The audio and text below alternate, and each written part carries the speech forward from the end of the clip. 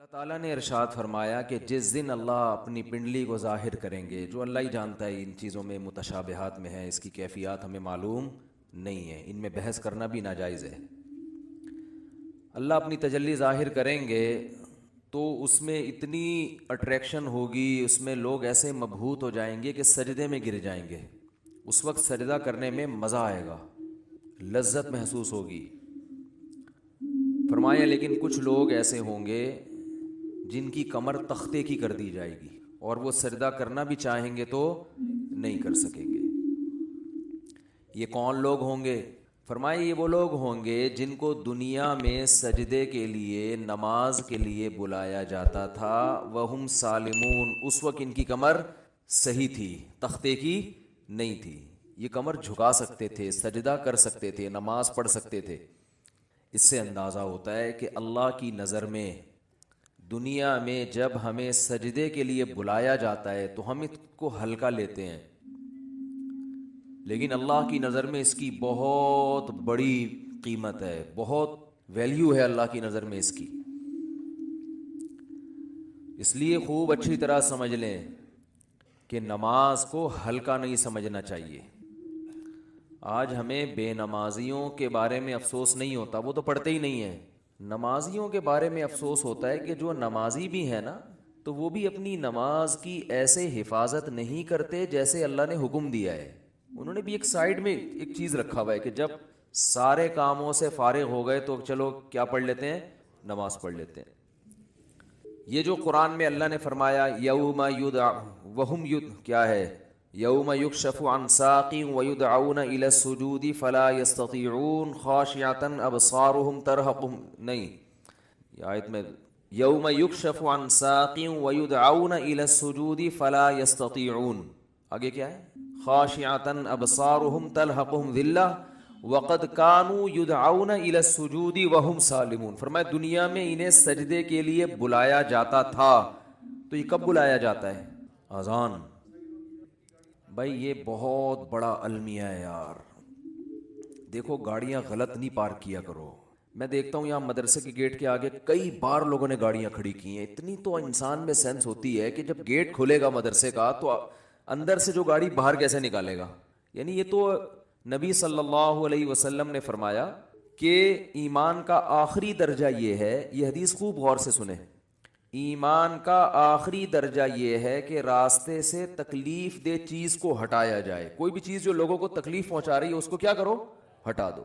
Gutter کا ڈھکن کھلا ہوا ہے، کوئی گر سکتا ہے، آپ اس کے انتظام کریں۔ کانٹا پڑا ہوا ہے اس کو ہٹائیں، پتھر رکھا ہوا ہے اس کو ہٹائیں، کوئی بھی چیز جو لوگوں کو اذیت دے سکتی ہے۔ ہاں ابھی بتا رہا ہوں، ابھی بتا رہا ہوں، جائیں گے نا، بات کمپلیٹ ہونے دینا، ورنہ پھر وہ دوبارہ کریں گے یہ حرکت، تو اس لیے کمپلیٹ کر لو پھر جائیں۔ تو راستے میں تکلیف دہ چیز جو نہیں ہٹاتا نا، اس کو نبی نے ایمان سے خارج کیا ہے۔ تو سوچو وہ کتنا بڑا گویا کہ کافر ہوگا جو تکلیف دہ چیز راستے میں ڈالتا ہے۔ تو گاڑی غلط پارک کرنا، بائک غلط پارک کرنا، یہ تکلیف دہ چیز ڈالنا ہے کہ نہیں ہے؟ کانٹے سے اتنی تکلیف نہیں ہوتی، لوگ اکثر سنبھل کے ہی چل رہے ہوتے ہیں، لیکن گاڑیاں اس طرح روزانہ میرے ساتھ ایسا ہو رہا ہے، روزانہ، کہ یہاں آپ گلی میں گاڑی موڑنے کی کوشش کرو نہیں موڑ سکتے، کسی نے کارنر پہ گاڑی ایسے کھڑی کی ہوگی کہ گاڑی دوسری گاڑی جو آئے گی ٹرن ہی نہیں ہو سکتی، اور یہ دیندار لوگ زیادہ معذرت کے ساتھ کر رہے ہوتے ہیں۔ وہ ہمارے ہاں جو جتنا بے ڈھنگا ہوگا نا اس کو سمجھا جاتا ہے اتنا نیک ہے، جتنا بے ڈھنگا ہوگا نا۔ میں جب گیا نا حضرت مفتی رشید احمد صاحب رحمہ اللہ کے پاس، ان کے شاگردوں کے پاس، تو میرے پاس 125 تھی، میں نے ایک دیوار کے ساتھ لگا دی بائک، تو وہ کہیں جھانک رہے تھے، انہوں نے کہا بالکل چپکاؤ۔ میں نے کہا یہ عجیب بات کر رہے ہیں بھائی، راستہ تو ہے نا بھائی، راستہ اتنا تو ہم نے بائک پارک کی ہے کہ راستہ تو ہے۔ انہوں نے کہا نہیں راستہ نہیں، کھلا راستہ ہونا چاہیے لوگوں کے پاس گزرنے کا۔ تو جب آپ مکمل دیوار کے ساتھ بائک کو چپکا کے کھڑا کر سکتے ہو تو آپ نے اس کی دم باہر کو کیوں نکالی ہوئی ہے؟ تو میں نے کہا یار عجیب ٹائپ کے لوگ ہیں یہ، تو بہت سختی کیا کرتے تھے۔ تو راستے سے تکلیف دہ چیز جو نہ ہٹائے وہ ایمان سے خارج ہے، تو جو راستے میں تکلیف دہ چیز ڈالے وہ کتنا بڑا بے ایمان ہوگا معذرت کے ساتھ۔ تو ابھی تو آپ لوگوں سے غلطی سے، اس لیے میں کہہ رہا ہوں کہ اب جس نے غلط گاڑی پارک کی ہے وہ اٹھے گا ہی نہیں نا ہمیں اپنے بے ایمان کا فتویٰ لگا دیا۔ تو ہم اچھا گمان رکھتے ہیں آپ نے جان کر نہیں کیا ہوگا، غلطی سے کیا ہوگا، بلکہ آپ نے گاڑی صحیح پارک کی ہوگی یا بائک صحیح پارک کی ہوگی، کسی نے ہٹا دی ہوگی۔ تو جن نے غلط پارک کی ہے جا کے ذرا گلی کھولے، جا کے اٹھ جائیں، ہم لوگ دیکھ بھی نہیں رہے، آنکھیں بند کر لو بھائی، ہم نہیں دیکھ رہے، शाबाश शाबाश। और आइंदा इससे तौबा करें। तो पीछे से तो देख सकते हैं ना। अच्छा, तो बाइकें जो है ना बिल्कुल चिपका के खड़ी किया करें दीवार से, और गाड़ी भी। और गाड़ी तो सामने रोड पे खड़ी करते हैं, अभी कैमरे लगे हुए हैं अल्हम्दुलिल्लाह, चारों तरफ हमने ठीक ठाक सिक्योरिटी का इंतजाम किया हुआ है जो असबाब की दुनिया में। तो चोर भी इंशाल्लाह भागेगा नहीं, कहीं भी पकड़ा जाएगा। और यहाँ भी कैमरे लगे हुए, वो देखो वो भी लगा हुआ है, ये भी लगा हुआ है, देख रहे हैं। तो किसी की जेब में हाथ डालने से पहले, क्योंकि जेब कुतरे भी हैं यहाँ पर, उनको पता ही नहीं होता कि कैमरा लगा हुआ है। तो हर तरह कैमरे लगे हुए हैं जो एक ज़ाहिरी असबाब हो सकते हैं। और सिक्योरिटी गार्ड भी बैठे हुए हैं। कुछ सिक्योरिटी गार्ड तो आपको वर्दी में जो नज़र आ रहे हैं ना, असलहा खुला लेके घूम रहे हैं, कुछ यहीं भी बैठे हुए होते हैं, समझ रहे हो। तो आप में से किसी को नहीं पता है कि इधर किसकी पैंट में क्या रखा हुआ है और किसकी शलवार में क्या रखा हुआ है। तो खैर, बात क्या चल रही थी? बात चल रही थी नमाज। हो सकता है मेरे भी आवाज़ भी असला लगाया वो मैंने। तो हम भी इतने नेक नहीं है जितना आप समझते हो हमको, समझ रहे हो ना। नेक से मुराद जो बिल्कुल ही बेवकूफ़ बेवकूफ़ लोग समझते हैं ना। तो बाकी ये कि असबाब की दुनिया में इंसान एहतियात करता है। बाकी वो बिहारी लोग कहते हैं कि जब इंसान की मौत आती है तो ऊँट पे बैठे हुए आदमी को भी कुत्ता काट लेता है। तो वो अल्लाह ने जब तक ज़िंदगी देनी है देगा, जब उठाना होगा तो वैसे ही उठा लेगा अल्लाह ताला। फिर तो सब कुछ हो सकता है ना। तो एक ज़ाहिरी लिहाज से जो कुछ हो सकता है वो करता है इंसान, बाकी अल्लाह चाहेगा तो सब कुछ हो सकता है। एक छोटा सा मच्छर इंसान को मार सकता है, तो एक छोटी सी गोली मार सकती है इंसान को, कुछ भी हो सकता है।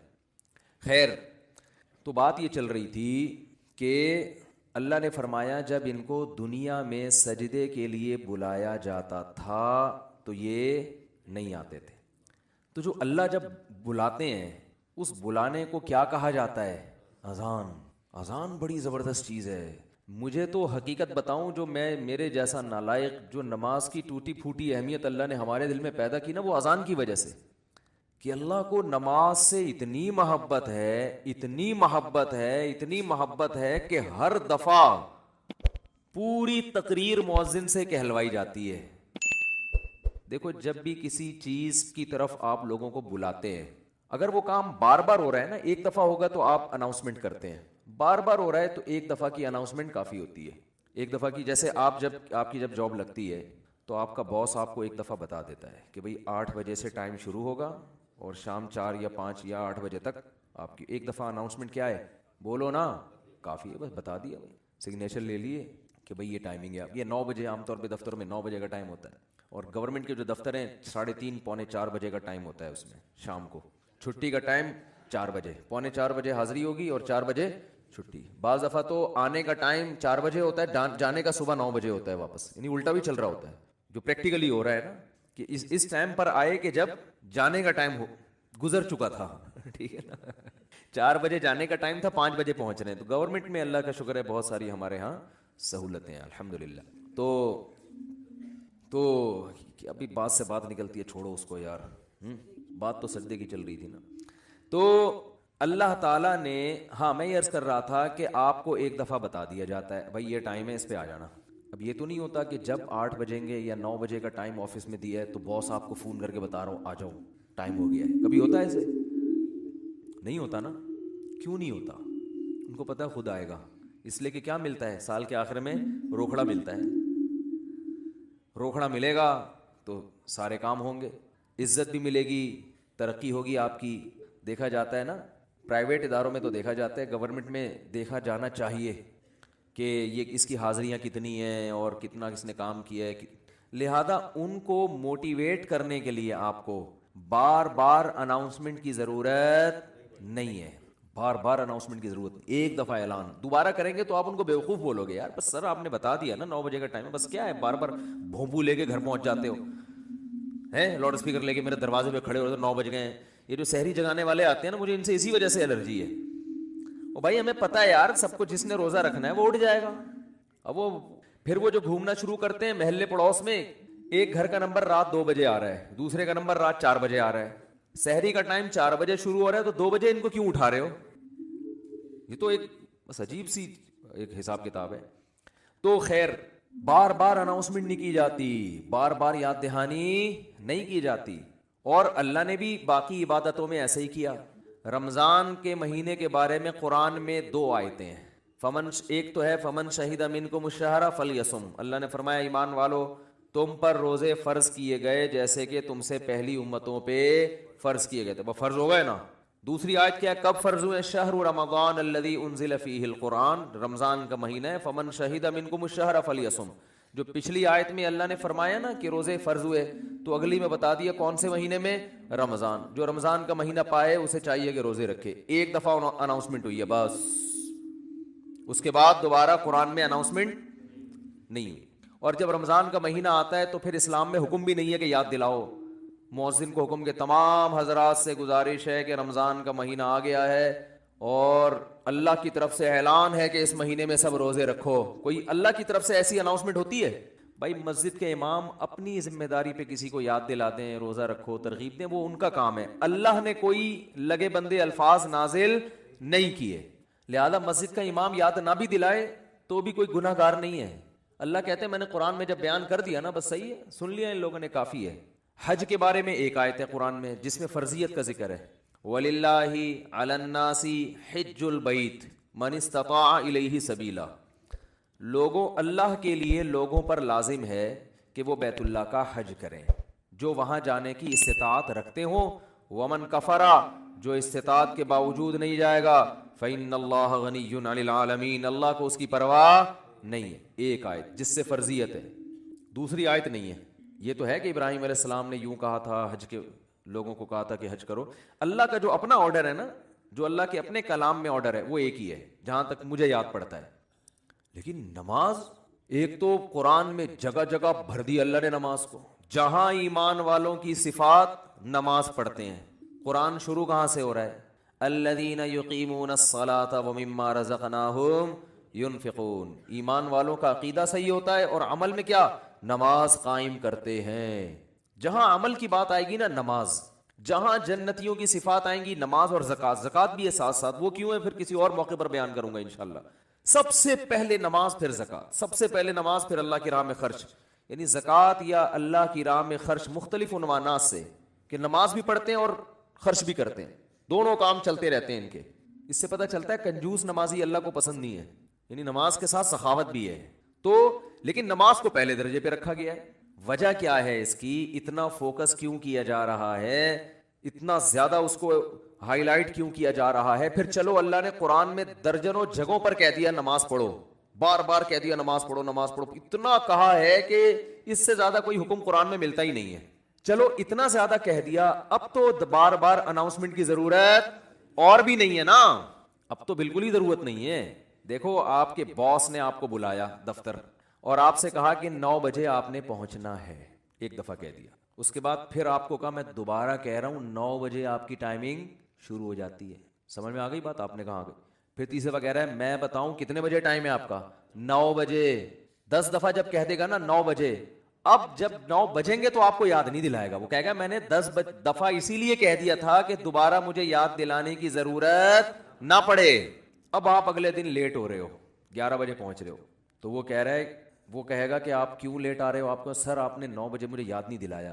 وہ کیا کہے گا باس کہ بھائی جو پہلے دن میں نے 10 دفعہ کہا تھا نا 9 بجے، وہ اسی لیے کہا تھا کہ ایک دفعہ کہنا کافی تھا، مگر 10 دفعہ اس لیے ریپیٹ کیا تھا کہ دوبارہ یاد دلانے کی ضرورت نہ پڑے، آپ یہ نہ کہو کہ میں بھول گیا تھا۔ بہت مشکل ہے سمجھانا، بہت مشکل۔ تو جب اللہ نے نماز کو سینکڑوں دفعہ ریپیٹ کیا قرآن میں، تو اب تو ہر وقت یاد دلانے کی بالکل بھی ضرورت نہیں تھی۔ کمال ہے بھائی، اللہ نے کیا فرمایا کہ اتنا یاد دلاؤ کہ پیدائش سے لے کے موت تک اذان ہی سنتا رہے بیٹھ کے۔ پیدا ہوا تو کان میں اذان دلوائی اس کے، پیدا ہوا تو کان میں اذان، نماز کی طرف دعوت، حالانکہ سمجھتا نہیں ہے بچہ، ایک حرف بھی سمجھ میں نہیں آتا اس کے اذان، بچہ تو نہ سمجھ ہوتا، اس کو کیا پتہ چلتا ہے میرے کان میں کیا ہو رہا ہے؟ لیکن جب بڑا ہوتا ہے نا تو اس کو یہ جب یاد دلایا جاتا ہے کہ تیرے کان میں بھی اذان دی گئی تھی، دوسروں کو دیکھتا ہے تو اس کو پتا چلتا ہے کہ اللہ نے ابھی سے یاد دلا دیا ہے، تو پیدا ہوا ہے تجھے بتایا کہ نماز نہیں چھوڑنی، تو نے نماز نہیں چھوڑنی ہے تو نے۔ پھر فجر کے وقت الگ بلایا جا رہا ہے، جب ظہر کا ٹائم آتا ہے الگ۔ اچھا اللہ نے نماز کا بھی ذکر کیا اور ٹائمنگ بھی قرآن میں بتا دی، اقیم الصلاۃ لدلوک الشمس الی غسق اللیل، نماز کو قائم کرو سورج کے ڈھلکنے کے اوقات میں اور رات کے اندھیروں میں بھی۔ اس میں پانچوں نمازیں آ گئی۔ سورج میں جب کوئی بڑی تبدیلی ہوتی ہے نا تو اس کو ڈھلکنا کہتے ہیں، سورج میں جب بڑی تبدیلی ہوتی ہے۔ فجر کے وقت سورج کیا اندھیروں سے نکل کے روشنیوں کی طرف جب لائٹ مارتا ہے نا سورج مشرق سے، دیکھو کوئی گاڑی، آپ کسی گاڑی کا انتظار کر رہے ہو یار، وہ دولہے کی مثال دیتے ہیں، اس کو بات سمجھ میں آئے گی. دولہا بارات کے انتظار میں ہے، ہال میں بیٹھا ہوا ہے، بارات آ رہی ہے کہ نہیں آ رہی ہے، ٹائم دیکھ رہا ہے یار لیٹ، پہلے میں بہت لیٹ ہو گیا مفتی صاحب کا بیان سن کے، تو 45 سال میں شادی کر رہا ہوں، اوپر سے بارات لیٹ ہے. تو وہ فوراً دیکھتا رہے گا کہ بھئی ایک دم بسوں کی لائٹیں جو ہے نا گلی کے نکڑ پہ بس نظر نہیں آتی، لائٹنگ پہلے ہوتی ہے نا، لائٹنگ سے اندازہ ہو جاتا ہے کہ اب بارات پہنچنے والی ہے، پھر پٹاخے وٹاخے بعد میں. تو سورج کیا ہے ایک دم غائب ہو جاتا ہے، اندھیروں میں دنیا ڈوب جاتی ہے. تو سب سے پہلے جو لائٹ مشرق کی طرف ظاہر ہوتی ہے، جو لائٹ یعنی اس طرح ہوتی ہے، وہ ایک تو عمودی لائٹ ہوتی ہے نا، عمود کو کیا کہتے ہیں؟ پرپینڈیکولر کہتے ہیں، ہم تو ٹریگنومیٹری پڑھ کے بھول گئے یار. ہاں ہاریزینٹل، میں لفظ بھول گیا ہوں، ہم نے بہت پڑھی ہے. ہاریزونٹل ایک ہوتا ہے، پرپینڈیکولر ایک ہوتا ہے بیس کہتے ہیں اس کو. بال چھوڑو ٹریگنومیٹری پھر بعد میں پڑھیں گے. بھی ایک لائن، ایک روشنی یوں آتی ہے، پھر ایک روشنی ایسے، جو یہ روشنی ہے نا اس کو صبح کاذب کہتے ہیں. صبح کاذب، یہ جھوٹی صبح ہے، یہ اس کی علامت نہیں ہے کہ سورج آ رہا ہے ابھی. اس کے بعد جب ایک دم افق پہ مشرق یعنی مشرق کی طرف آسمان کے کنارے پہ جو ایسے لائٹ پھیلتی ہے نا، یہ وہ والی لائٹ ہے جو بارات آتے وقت ٹرک جو بس مارتی ہے نا لائٹ، اب یہ آ گئی ہے. اس سے پہلے تو کوئی سگریٹ پی رہا تھا یا کیا کر رہا تھا. تو اس کو کہتے ہیں صبح صادق، سچی صبح. وہ پہلے والی صبح سے دھوکا ہوتا ہے کہ شاید سورج نکل رہا ہے، وہ اس لیے اس کو صبح کاذب کہا جاتا ہے. اور اس کے بعد آتی ہے صبح صادق. تو وہ جو لائٹ مشرق کی طرف پھیلتی ہے نا ایسے لمبائی میں، وہ اس کی علامت ہوتی ہے کہ اب وہ اندھیرے ختم، ایک دم سورج ایک ڈھلکنا شروع ہو رہا ہے نا، ایک دنیا میں ایک بہت بڑی چینجنگ آ رہی ہے. تو اللہ نے فرمایا جیسے ہی دنیا میں یہ چینجنگ آئے گی، تبدیلی آئے گی اس سے، سورج کے ڈھلکنے سے، تم نے کیا کرنا ہے اس موقع پر؟ نماز قائم کرنا ہے، اپنے رب کو یاد کرنا ہے، میرا رب مجھے رات کے اندھیروں سے نکال کے دوبارہ. کتنی بڑی خدا کی قسم، یہ سورج کا طلوع ہونا اتنی بڑی نشانی ہے اللہ کے وجود کی. ایتھیس اور ملحد پاگل ہوتے ہیں، مجھے لوگ کہتے ہیں ملحدوں پہ کو معاف کر دیں، بیان نہ کریں آپ، بہت بیان ہو گیا ملحدوں پر. لیکن بھائی کیسے یار چھوڑ دیں؟ اتنی بڑی خدا کی نشانیت دیکھ کر جو بدبخت کہتے ہیں یہ آٹومیٹیکلی ہو رہا ہے. اور یار ایسا سسٹم، اتنا ایندھن اس کے اندر، ایسی روشنی، کیسا جیسے آپ تکے کو گھماتے ہیں نا جب پکاتے ہیں، کوئلے پہ جب تکا پکاتے ہیں، ادھر سے پک گیا اب کیا کرو؟ گھماؤ. یہ خود بخود گھومتا ہے؟ گھمانا پڑتا ہے، یا ایسا سسٹم لگانا پڑے گا کہ گھومے. وہ سسٹم کوئی لگا کے دیتا ہے. تکے میں خود بخود اتنی عقل نہیں ہوتی کہ کروڑوں سال میں ترقی کرتے کرتے ایسا بن گیا کہ آٹومیٹک گھومنا خود بخود ہی شروع. یہاں سے پک گیا اب یہاں سے پکاؤ، ہے بھائی یہاں سے تو پک گیا اب کیا کرو؟ اب یہاں سے پکاؤ مجھے. تکا خود بخود کروڑوں سال میں بھی اتنا ذہین نہیں ہوتا. تو یہ سورج اور زمین اتنے ذہین کیسے ہو گئے کہ سورج گیا اور پوری دنیا کو لائٹ دیتا دیتا، ساری دنیا میں کی فصلیں اگاتا، وٹامن ڈی پرووائڈ کرتے کرتے کرتے کرتے ابھی سورج امریکہ والوں کو نواز رہا ہے. اس وقت یہاں رات ہو رہی ہے نا، امریکہ میں دن ہے، سورج وہاں جا کے گوروں کو وٹامن ڈی دے رہا ہے، ان کی فصلوں میں جان پیدا کر رہا ہے. ہمارا نمبر ابھی، ہم تکے کی وہ والی سائڈ ہے جو انگارے کے دوسری طرف گئے ہیں ہم لوگ. بھئی یہاں سے تو زمین پک گئی ہے، اب اس کو تھوڑا سا اندھیرے میں رکھو، اس کو پکانے کی ضرورت نہیں ہے. اب میرے اس طرح پکانے کی باتیں کرنے سے ایتھیس کو تپانے کا کام ہو رہا ہے. حقیقت ہے نا، جب سورج پکا رہا ہے اور ایتھیس ہمیں تپا رہا ہے، خود بھی تپ رہا ہے الٹی باتیں کر کے. تو یہ بھائی کیسا خوبصورت نظام ہے یار. سورج کا جو طلوع ہے نا، خدا کی قسم یہ اللہ کی بہت بڑی نشانی ہے. لاکھوں کروڑوں سال ہو گئے سورج کی حرکت میں کوئی تبدیلی نہیں ہو رہی. کتنا بڑا آگ کا ایندھن ہے، آگ کا ایندھن زمین سے لاکھوں گنا بڑا. اتنی آگ، اتنا ایندھن کہاں سے آ گیا؟ اسٹیل مل میں جو ایندھن جس سے لوہا پگھلایا جاتا ہے، یہ آٹومیٹکلی پیدا ہو گیا، یہ اس کو پیدا کیا گیا ہے، یہ تو ڈالا جاتا ہے نا اس میں بھٹیوں کو جلانے کے لیے. سورج میں کہاں سے آ گیا؟ اتنی آگ برسا رہا ہے. اور ایسی لائٹ ہے اس کی کہ آپ جب سورج کی روشنی ہوتی ہے، آپ کے ہزار وولٹ کے بلب فیل ہو جاتے ہیں، پتہ ہی نہیں چل رہا ہوتا کہ جل رہے ہیں کہ بجھ رہے ہیں. تو کیا تناتا ہوا شان کے ساتھ مشرق سے نکلتا ہے. تو اللہ نے کہا ابھی نکلنے سے پہلے پوری دنیا کا نظام چونکہ چینج ہو رہا ہے، اندھیروں سے ڈوب کے تم روشنیوں کی طرف آ رہے ہو. تو جو ملحد ہوگا، جو خدا کا انکار کرنے والا ہے، اسے اس سے کوئی غرض نہیں ہے کہ اللہ نے مجھے دوبارہ زندگی دی، دوبارہ سورج میری خدمت کے لیے طلوع ہو رہا ہے اور اس زمین کا نظام دوبارہ سے کیا ہو رہا ہے؟ چینج ہو رہا ہے. وہ تو پڑا وقت خواب خرگوش کے مزے لیتا رہے گا. کافر خدا کو یاد نہیں کرے گا. اور جو خدا کو مانتے ہیں, جو مشرک ہیں, وہ مندروں میں جا کے بتوں کے سامنے جھکیں گے, حالانکہ وہ تو خود پیدا کیے ہوئے ہیں ان بتوں کو اللہ نے.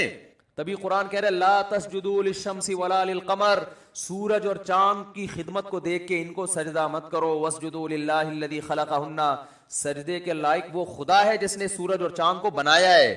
ہندو کہتا ہے گائے ہماری بڑی خدمت کرتی ہے, گائے ہماری ماں ہے, ہمارا بھگوان ہے. او بھائی, جس خدا نے گائے کو تمہاری خدمت کے لیے بنایا ہے وہ ہے تمہارا اصل بھگوان, وہ ہے تمہارا اصل معبود. یہ گائے بنی نہیں ہے, بنائی گئی ہے. ایک میکینک نے گاڑی بنا کے آپ کو گفٹ دے دی, گاڑی کا شکریہ ادا کر رہے ہو آپ ہیں؟ بے وقوفی ہے یا نہیں ہے؟ ایک سائنٹسٹ نے گاڑی بنائی اور آپ کو دے دی, لو بھائی چلاؤ. ریوو بنائی, ریوو اس لیے کہہ رہا ہوں کہ مثال تو اچھی دینا آدمی. میں نے کہا ہے نا کہ دیکھو بعض لوگ جو غریب ہونا تو کوئی برائی ہے نہیں, ہمارے نبی صلی اللہ علیہ وسلم دنیا کے مسکین تھے. سوچ کا غریب ہونا کیا ہے؟ نقصان دہ. اس لیے میں انڈے والے برگر کی مثال نہیں دیتا, مثال ہمیشہ زنگر برگر کی ہوگی. کیا کھاؤ بے شک انڈے والا برگر, جیب میں دیکھو پیسے ہیں تو انڈے والا کھا لو, زنگر کے ہیں تو لیکن مثال ہمیشہ کس کی دو؟ زنگر کی. تو مثال اچھی گاڑی کی دینی چاہیے. اور اس میں ایک اور حکمت بھی ہے جو کبھی اور کسی اور وقت بتائیں گے انشاءاللہ. تو آپ کو کسی نے, کمپنی نے ریوو دے کے نا آپ کو گفٹ دے دی, لے بھائی. اب آپ کیا کر رہے ہو کہ ریوو کا شکریہ ادا کر رہے ہو, تمہارا بہت شکریہ, تم میری زندگی میں آئی, تم مجھے بٹھا کے گھماتی ہو اور تمہاری وجہ سے میری عزت ہو رہی ہے. تو بات یہ چل رہی تھی کہ آپ کو کسی نے ریوو گفٹ دی, یا آپ کو کسی نے گاڑی گفٹ دی, آپ کو کسی نے کوئی بھی ہدیہ دیا, انڈے والا برگر کھلا دیا, آپ برگر کی تعریفیں کر رہے ہو, برگر کے شکریہ ادا کر رہے ہو. تو ہندو یہی کر رہے ہو بھائی, گائے تم پر احسان نہیں کر رہی, احسان اس ذات نے کیا جس نے اس گائے کو بنایا.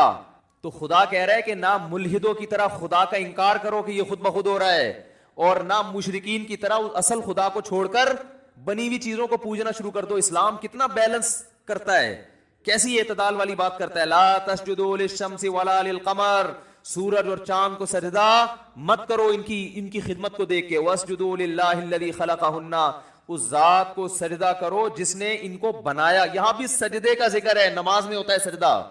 تو اللہ نے کیا فرمایا, اقیم الصلاۃ لدلوک الشمس, سورج کے ڈھلکنے. یہ سورج سے نا زمین کا بڑا سسٹم ہے, سورج کو بڑا قرآن نے پروٹوکول دیا ہے. قرآن نے اپنی نشانیوں میں, اگر میں یہ کہوں کہ جتنا سورج کو پروٹوکول دیا ہے شاید کسی اور نعمت کو نہیں دیا, تو شاید میری یہ دعویٰ غلط نہیں ہوگا. تبھی تو سورج سے نمازوں کے اوقات رکھے گئے ہیں. روزہ بھی سورج دیکھ کے ہوتا ہے, سورج غروب ہوگا تو روزہ افطار ہوگا, سورج طلوع ہونے سے پہلے روزہ بند ہوگا, نمازیں سورج کے اوقات پر. تو یہ کیا ہے؟ اس لیے کہ دلوک کہتے ہیں ڈھلکنا. تو اللہ نے ڈھلکنے کے اوقات اس لیے رکھے کہ اس وقت دنیا میں بڑی بڑی تبدیلیاں آ رہی ہوتی ہیں, بڑی بڑی تبدیلیاں. رات کے اندھیرے دور ہونا شروع ہو جاتے ہیں, بہت بڑی چینجنگ دنیا میں آتی ہے جس کا پوری دنیا پہ بھی اثر پڑتا ہے, آپ کی باڈی پہ بھی اثر پڑتا ہے, پوری دنیا کے نظام پہ اثر. وہ کیا ہے؟ سورج کی جو کرنیں ہیں, مشرق سے بھی سورج کے طلوع ہونے کا ٹائم ہوا ہے, آپ کو روشنی دیکھ کے اندازہ ہو جاتا ہے کہ اب صبح ہونے والی ہے اور اس زمین کے نظام میں تبدیلی آنے والی ہے. تو عقل مند لوگ کیا کرتے ہیں, اللہ نے فرمایا اس موقع پر تم نے کس کو یاد کرنا ہے؟ اللہ کو یاد کرنا ہے. کس طرح؟ جس طرح اللہ کہتا ہے میں بتاؤں گا اس طرح یاد کرنا ہے. کیونکہ اگر اللہ نہ بتاتا کس طرح یاد کرنا ہے, پھر ہم عبادت کے وہ طریقے نکال لیتے جو غیر مسلموں نے نکالے ہوئے ہیں, عجیب عجیب سے. جب انسان کو پتہ نہیں ہوتا نا کیسے عبادت کرنی ہے, تو لوگوں کی رائے پہ چھوڑ دیا جاتا. فرض کریں اسلام کہتا بھائی صبح صبح سورج کے طلوع ہونے سے پہلے, صبح صادق کے بعد تم نے عبادت کرنی ہے. کیسے کرنی ہے؟ ہر آدمی اخپل طریقے سے کرے. تو لوگوں کے الگ الگ کانسیپٹ ہوتے, کچھ ایسے عبادت کرتے, وہ کہتے ہیں ہم اللہ کے لیے میلے کچھ ایلے رہیں گے. یہ بھی ایک نظریہ ہے لوگوں میں. برما میں گیا, بدھسٹ نظر آئے, 6 مہینے سے کہا جاتا ہے کہ نہائے نہیں ہے. یہ ان کا خیال ہے کہ اس طرح بھگوان کیا ہوتا ہے؟ خوش ہوتا ہے, نہائے نہیں. کچھ ایسا کرتے کہ ننگ دھڑنگ رہنے کو عبادت سمجھتے. یہ بھی آپ کو بعض مذاہب میں ملے گا, وہ کہتے ہیں ہم تو برہنہ پیدا ہوئے تھے بھائی, یہ لباس تو نیچر کے خلاف ہے. وہ بھی کچھ دن پہلے میں نے فیس بک پہ ایک انٹرویو دیکھا, شکر ہے وہ آگے میز لگائی ہوئی تھی انہوں نے. انٹرویو کے دوران انہوں نے یہ عقلمندی کی, وہ ایک برہنہ بیٹھا ہوا ہے بالکل ہی لباس لیس, تو اس سے پوچھ رہے کہ اس تکلف کی ضرورت کیا تھی آپ کو؟ تو وہ کہہ رہے ہم تو انسان کیا ہے, پیدا کیسے ہوا ہے؟ برہنہ. تو نیچر یہی ہے کہ لباس وباس نہیں ہونا چاہیے. نیچے لوگوں نے طبیعت سے گالیاں دی ہوئی نا کہ اس کی کوئی ماں بہن نہیں ہے گھر میں. تو یہ بھی ایک عبادت کا ان کے خیال میں طریقہ ہے. بعض لوگوں میں عبادت کا طریقہ یہ ہے کہ ہم گوشت نہیں کھائیں گے, اس سے اللہ خوش ہوگا. تو انسان کو اگر آزاد چھوڑ دیتا نا اسلام کہ تم اللہ کو جس طرح بھی راضی کرنا چاہو کرو, تو انسان غلط رخ پہ چلا جاتا، وہ انسانیت کے دائرے سے نکل جاتا۔